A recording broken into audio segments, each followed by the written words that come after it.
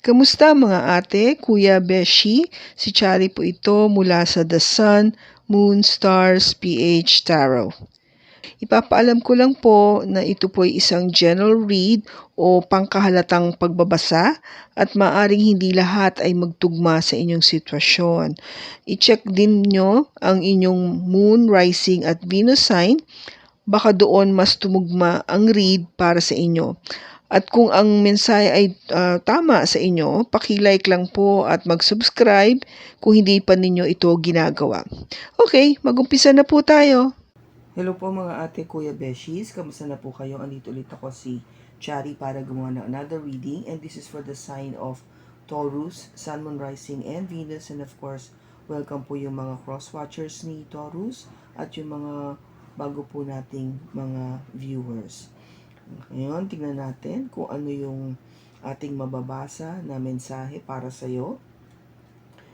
Gusto natin malaman kasi kung meron siyang sinisikreto sa'yo o yung tipong mga may pinaplano na hindi mo pa alam.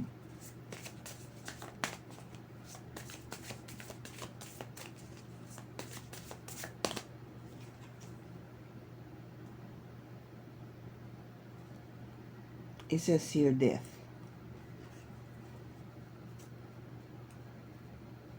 Yung bottom niya is mass.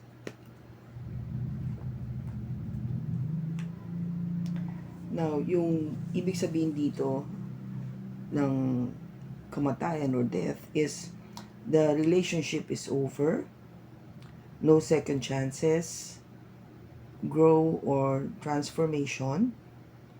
What is dead is dead. Ibig sabihin yung majority of the meaning here is talagang ito na yung ending. No? Tapos na. Kung gaba parang wala nang pagkakataon para mabigyan ng pangalawang pag-asa na maayos pa muli yung relationship. Okay? So kung kanino man Taurus ito na nakukuha natin ngayon yung energy, ito yung mensahe na gustong sabihin ng person mo.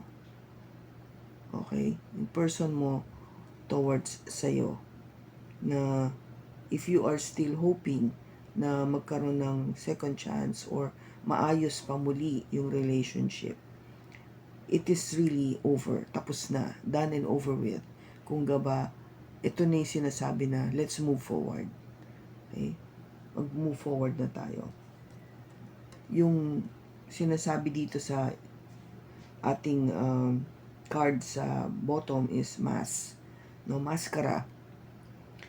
Hiding true feelings, pretending and delude, gaslighting, and personifying. Okay?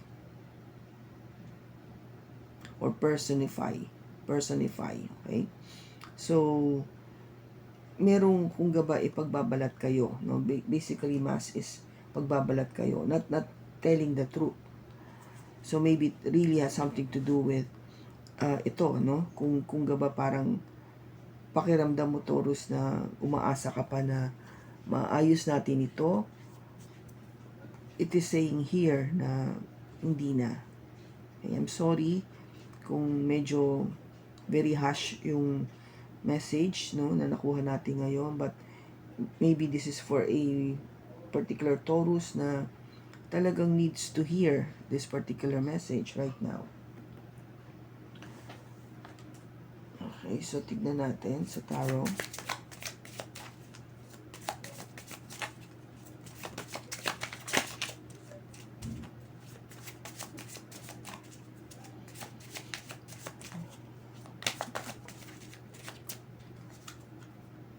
We have the 9 of Cups, the 3 of Wands, and the 4 of Pentacles. Bottom niya is the 10 of Pentacles.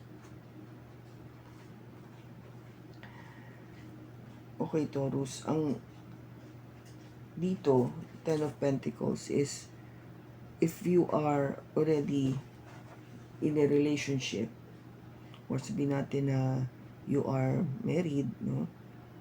This is all about, kasi yung long-term relationship ito yung Ten of Pentacles, no? This is what you're hoping na sana ma-achieve mo with this person, which is very beautiful, no? I mean, lahat naman tayo, we wanted that ending with that one person that we truly love, no?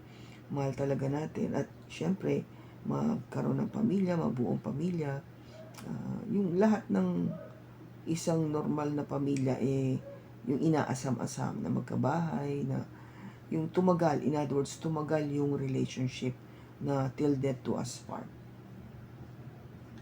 And hoping na, of course, itong relationship na to, this is actually your energy, and is the King of Pentacles, dealing with, this is an earth sign, so it is you, na talagang maging stable and secure, no? Yun yung mga bagay na you're looking into with this particular relationship.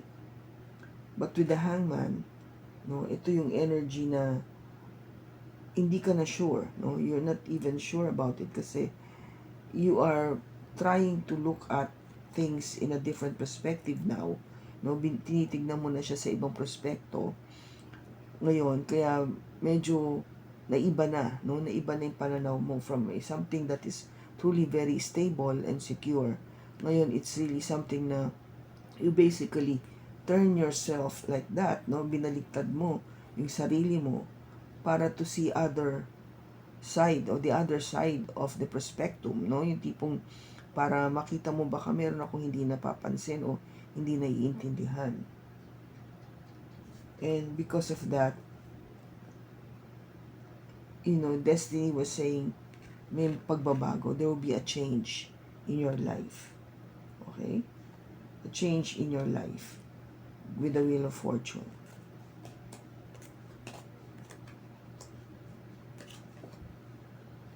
The change could be something to do with yung feeling na wala na, hindi na pwede pang maayos itong relationship na to. Kasi with the Nine of Cups, you thought this was a wish fulfillment, na dumating itong tao na to, and you basically, kung gaba, natupad lahat ng gusto mo. Kasi na-meet mo na, sa tingin mo yung taong tama para sa'yo, na ito yung marriage material na person na makakasama mo pang habang buhay. No, but somehow I think something went wrong because there was this Three of Wands na you're waiting. There's somebody who's waiting for something to happen. No? In between the yung Nine of Cups and the Three of Wands, no, may nangyari. Kasi bigla kang nag-iintay, waiting for something to happen. That's why you keep holding on, with the Four of Pentacles. Keep holding on to this relationship. You don't want to let it go. So maybe that is what you are feeling right now, no? Yung kung gaba, in a way, it's a secret na you keep it to yourself, na para, alam mo yon, syempre hindi mo naman di-discuss lahat ito sa kahit sino, or even your closest friends or family. It is something within you that na talagang andun yung malakas na panalangin or hope na maayos pa sana namin yung itong naging gulo namin sa aming relationship, at mabuo muli kaming dalawa at ang aming pamilya. Okay? So, hindi mo ma-let go. No, you just couldn't, let it end. That's basically it. Kasi death is an ending, no? Pagtatapos. That's why you're trying to put up a mask, no? Yung trying to hide yung totoong pakiramdam mo dito na gusto mo pa talaga. You're holding on. Gusto mo pa rin siya. Okay?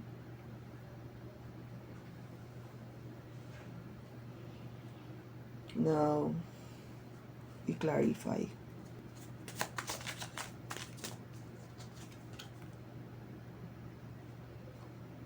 We have the Seven of Swords and the King of Cups.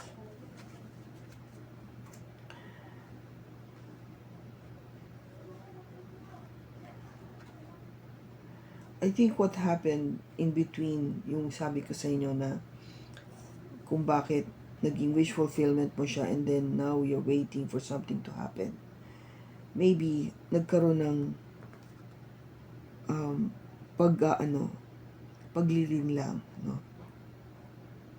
Or merong ginawa o nangyari, either you or your person, kung bakit nagkaroon ng problema yung relationship, no? Because of the Seven of Wands.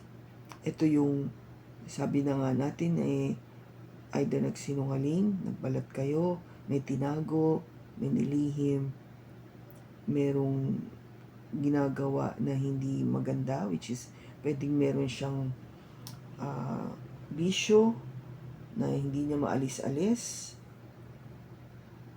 o nagnakaw sa'yo, meron siyang kinuha na hindi siya nagpaalam, something like that, na talagang nasira yung pagsasama at yung tiwala sa isa't isa, okay?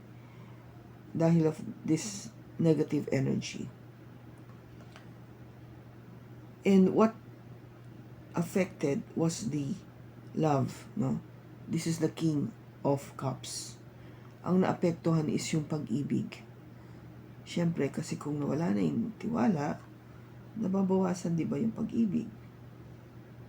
Okay, take it as it resonates, Taurus. I was saying na kung sino man yung gumawa between you or your person, okay? So, kung ano man yung nangyari dito, sa portion na to, ito yung naging effect. Okay? Naapektuhan yung pagmamahal. Now, what I'm saying here dito sa ibabaw, na it could be you, Taurus, again, take it as it resonates, because as we go along, making the, reading, the position might change, no? Yung pwedeng nababasa ko to for the other person, okay? Or for your person. It could be not necessarily for you, okay? So take it as it resonates ito. Kung sino man yung nakagawa nito o sino yung nakakaramdam nito, okay?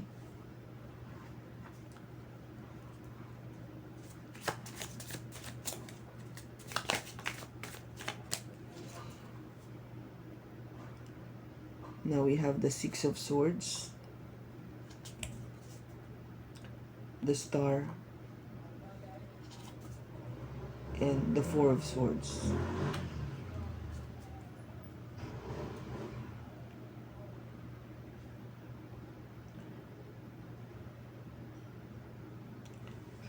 Dahil na naapektuhan yung pagmamahalan, dahil sa nagawa ng tao, syempre yung tiwala medyo na-tarnish, no, nasira. Kaya yung pagmamahal ay medyo nabawasan o nawala, no? Because of what we're saying is kaya nag-lead to parang pag-ending. With the Six of Swords, somebody is turning their back, no? Tumalikod na para hoping na sana we could really go to a much quieter place, no? Yung mas tahimik na maayos natin ito, mapag-usapan mabuti. And yun yung pinagdarasal, no? With the Star, hoping and wishing na ma-heal, na maayos natin ito, na kung ano man yung naging problema dito sa nangyari sa nakaraan, kung ito man ay dahil sa pagsisinungaling, pagnanakaw, paglilinlang, dahil may bisyo, etc. Sana makalimutan na ito at mapatawad at mag-move forward tayo, like having a new beginning, no? Panibagong pag-uumpisa, para hindi na magkahiwalay o masira yung relationship. With the Four of Swords, ito yung sinasabi dito na energy na, or yung advice is to take a rest. Magpahinga ka. No? This is really yung energy na basically na wala kang gagawin. In other words, yung effort, no? Hindi ka mag-e-effort dito, but just really taking time to contemplate, mag-isip, magdasal, mag-recall, i-assess lahat ng nangyayari. Kasi ito yung energy na sinasabi ni God sa'yo na pagpapahingay mo muna ito. No, wag mong i-insist. Give it time to rest. Okay? Give it time to rest. Kasi kung nadidrain ka na, kakaisip paano gagawin, kung ano na yung mangyayari, I mean, maybe this is not the time to be thinking about this. Kasi ang sinasabi na nga nung message dito is, it is truly over. Tapos na. No, kung ano man yung naganap dito is truly hurtful, masakit, para talaga matapos yung relationship. And hindi mo na kailangan magbalat kayo, no, with the mask. Alsin mo na yung pagbabalat kayo na yun na, o pagtatago nung pakiramdam na ito na, alam mo yun, nag-hope ka pa. But I guess you have to really surrender it all to God, all this pain, lahat ng sama ng loob na naramdaman mo, yung sakit sa damdamin, ipasa Diyos mo, ibigay mo sa Kanya lahat yung pain and worries mo, and let Him do the job for you, no? Just release everything to Him and pray that everything will be okay, na you will do fine kahit na wala na siya. Okay? Kasi masakit tanggapin ang katotohanan. Kasi nga, di ba, sabi ko sa inyo, because you keep holding on to this relationship. Hindi easy. It's not easy at all. Okay? So,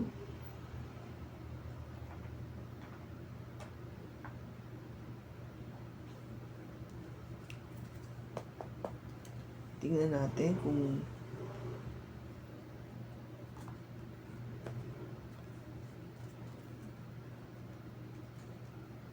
ano yung magiging next.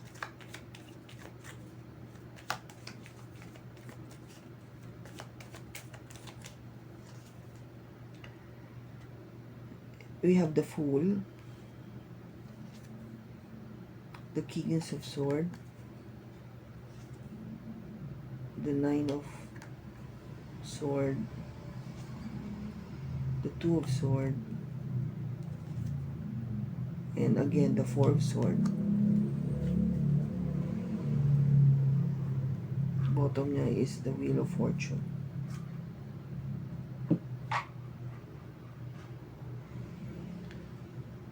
So yung ganun pa din no, yung even if you would take that risk, no, with the Fool, and be, have that courage to talk, no, o hamunin siya ng pag-uusap o sabihin man yung katotohanan, this will give you more worries, no? Magwo-worry ka lang talaga with the Nine of Swords. And ang nang mangyayari is you don't know exactly what to do. May confused ka pa rin. That's why the same outcome. This is the Four of Swords. This is the Four of Swords. Parehong outcome. Okay? So, yun yung sinasabi ko na parang just release it to God. No? Pabayaan mo muna siya ang mag-take care nitong sitwasyon na to para sa'yo. Take a rest. No, ito yung, di ba, may itsura niya. Nakahiga, nag-iisip, yung kamay niyang dalawa is nakaganon. So, nagdadasal siya. Di ba? Trying to pray, no, and talk to God and release everything to Him. Kaya that is the advice for you. Okay? Sino man yung energy na to na nakukuha natin ngayon. Okay? So, na natin. What else?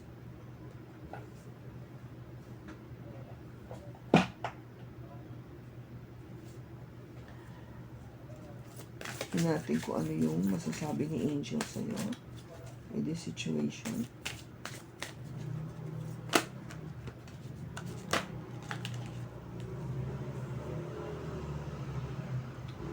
Dumalong yung card. It says here, peace. Archangel Samuel, peace comes from remembering that only love is real. So, what you need really now is really katahimikan.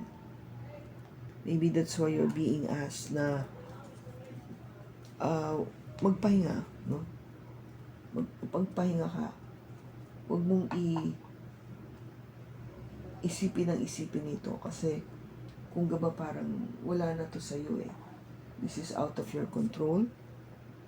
And what the universe or God is saying, you know, magkaroon ka ng katahimikan.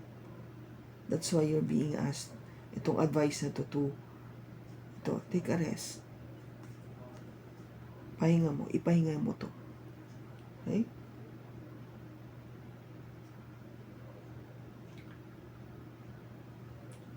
Let me see, ano pa yung pwede natin sabihin. Any additional advice?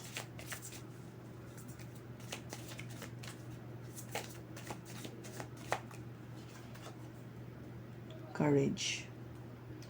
I find the inner strength to face fear with confidence. Okay? So you're being advised to be courageous. Okay? Have that energy of yung Leo energy no, na yung strength. Have the courage to be courageous, no? Kaya mo to. Okay, what the universe or God is saying, kaya mo to. Maging matapang ka lang. Okay? So I hope na nakatulong ito ng malaki sa'yo, Taurus, sino man yung energy na nakuha natin ngayon. Maraming salamat sa pagsama mo sa akin sa pagbasa na ito. Sa susunod po muli, ingat ka and God bless.